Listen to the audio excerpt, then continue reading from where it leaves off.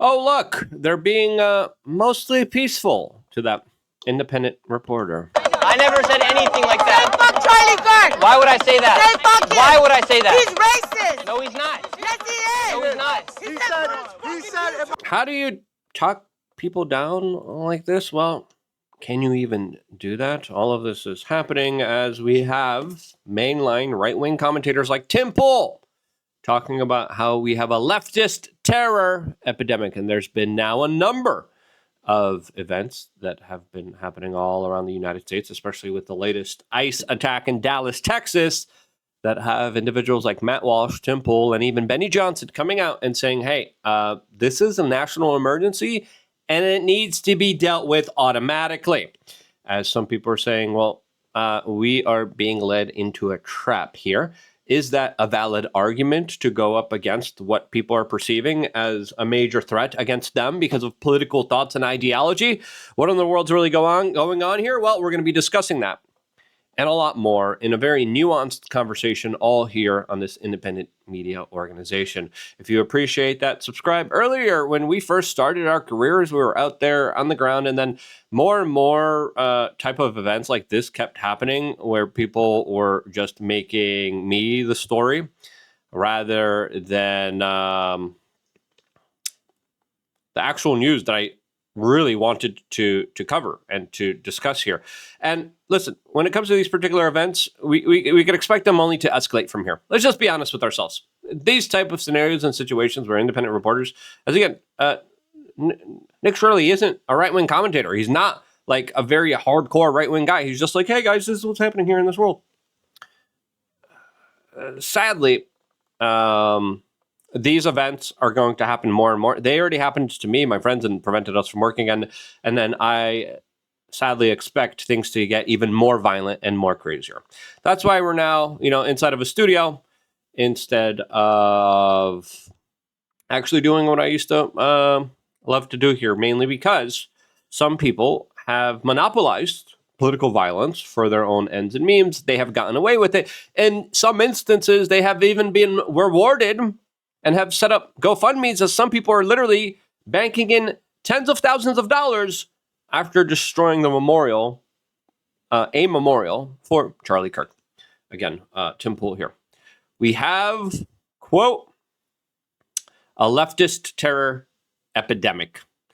As someone wrote, you think people write anti-ICE on ammunition? Some people are saying that there's conspiracy theories here surrounding all of this. And do you believe the official version of events or not? Well, I think it's pretty clear, even outside, whether you choose to question the event in Dallas or not.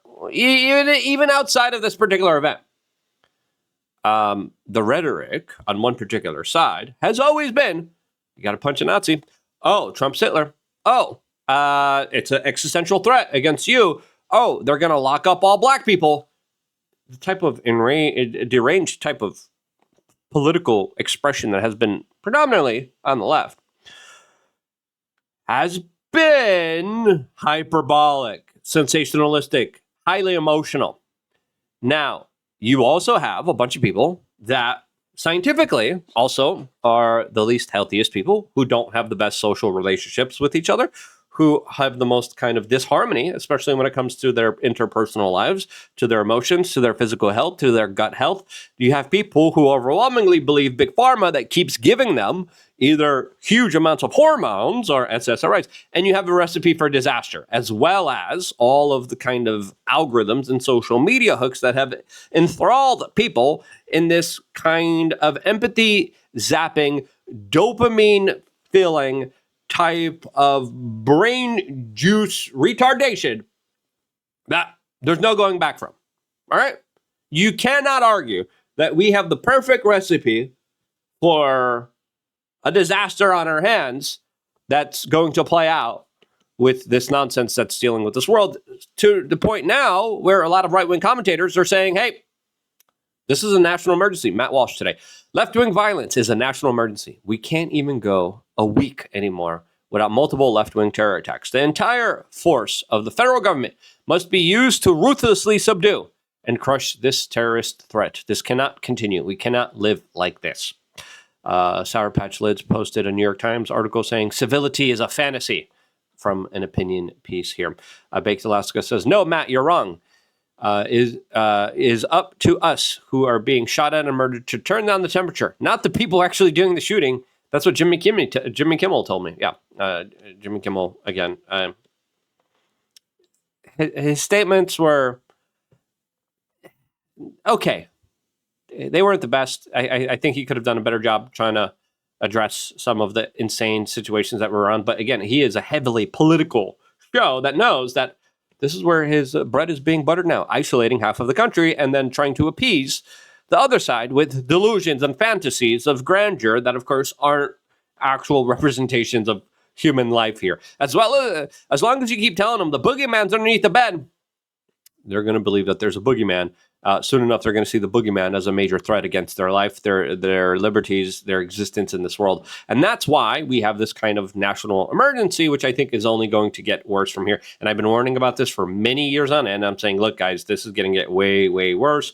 We've been warning about it ever since the whole punch a Nazi thing. We're like, this is stupid. This is ridiculous. Tone down the temperature. Stop talking about it like this. This is not a justification. This is not an equivalency. And now we have Benny Johnson and Tim Pool earlier today on the Timcast show saying this. What really terrifies me the most is that I genuinely thought this Charlie Kirk assassination would be a wake-up call, that the system would be shocked so hard by such a dramatic escalation that your default libs would say, hey, guys, hold on there a minute.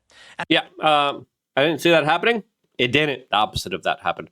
Before playing the rest of this clip, because I think Tim and Benny made some good points here, but I think we do have to be careful of one type of slippery slope here that is very self-evident that we got to be very careful not to go on. That could mean the end of posse comitatus, martial law, and all these other type of trajectories that we should be extremely careful not to go on. Before talking about that, we got to pay the bills around here, and that's why we got to tell you about wearechange.shop. I like my shop. I really enjoy my shop because I have really great products that now I have at home in a stockpile that I'm really happy I have. You guys keep buying it. One of the things that you guys keep buying the most is our creatine. Now, you got to, if someone sells creatine, you got to be like, where are you getting it from? Are you getting it from China? If you're getting it from China, you're probably getting some heavy metals. You got to be careful with what you're getting and what you're putting inside of your body. We made sure we got the purest, best form from Germany. Do your own research on creatine, and then you're going to find out. There's usually two forms. China, questionable, and then Germany. If someone is selling you creatine and they're like, get it, it's good, without telling you it's some of the best stuff on the market from Germany, this is why ours is $53. It's great. It's amazing. 2-month supply. I cannot recommend it enough. There was a Daily Mail article today talking about longevity expert reveals the 5 simple things he does every day to slow down his aging. Guess what the first thing is? You scroll down. First thing, creatine supplements. Creatine, long popular quote with bodybuilders, is now attracting fans looking to boost their cognition. The supplement is made from 3 amino acids, glycine, arginine, and methionine, and provides extra fuel to boost muscle growth. But studies suggest that this extra fuel could also be used by the brain, with the energy potentially helping to fend off cognitive decline and protect against stress caused by sleep deprivation. Yeah, a 2025 study found dementia patients who took 20 grams of creatine, that's 4 servings of our little scoop here, a day for 8 weeks had a significant increase in cognitive functions compared to those who did not take the supplement. Interesting. Again, do your own homework. That's what the Daily Mail says. We have it available to you. We are Change.shop. It's our product that we only have 168 of them left. Really great product. Can't recommend it enough. Super awesome, super great, high quality stuff. And question everything. Again, do your own homework and listen, there's going to be people who are like, just buy my creatine. Like, where do you get it from? Answer that question. A lot of people don't want to answer that question because they want to get the cheap stuff. They want higher profits. I want to make sure that my legacy, that my impact on you will be a positive one. And that's why I started wearechange.shop. Get it, support it, and I prefer to promote that than anything else here. Now, here's the rest of the conversation between Tim Pool and Benny Johnson, which I think is absolutely critically important at this juncture in time.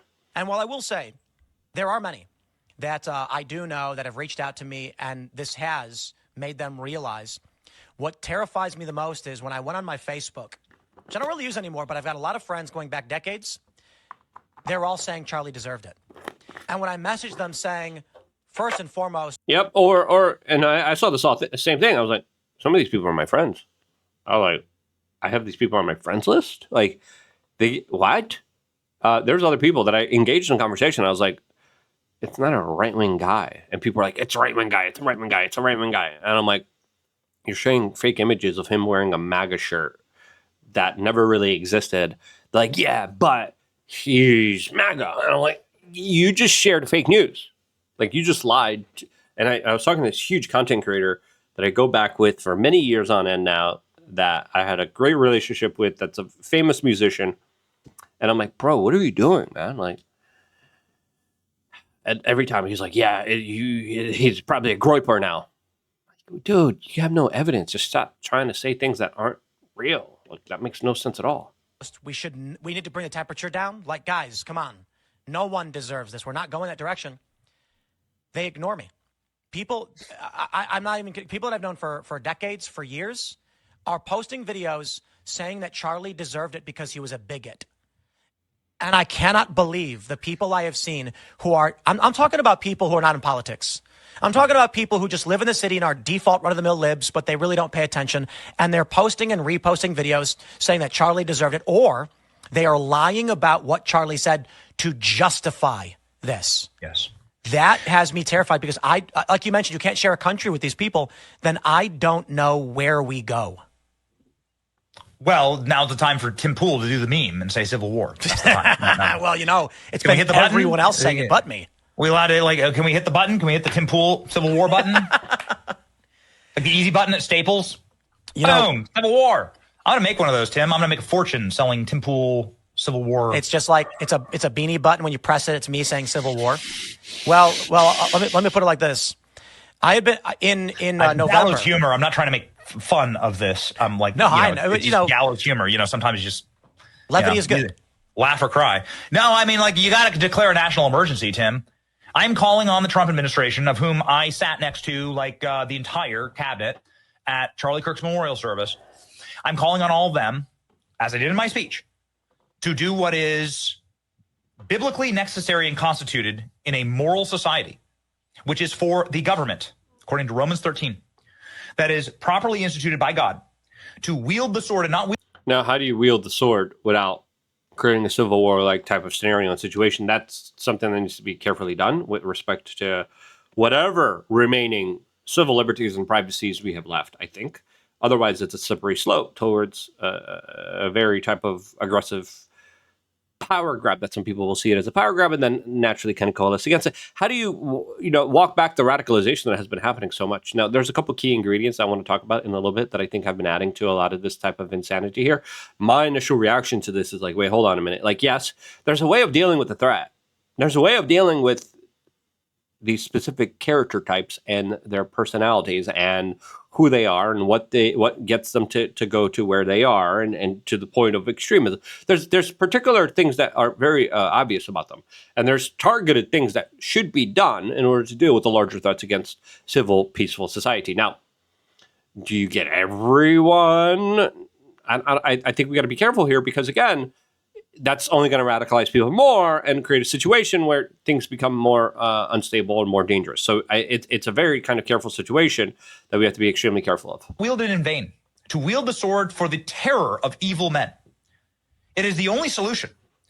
The only solution is that the left must be ruthlessly cracked down upon. There must be societal pressure, both culturally and through judicial means and through law enforcement means, but from the whole of government approach. I have left-wing violence. It must be serious. It must be the only talking point. It is the single most existential threat our country faces right now. We cannot go on like this with every single day there being a new spate of left-wing violence and more blood flowing through the streets.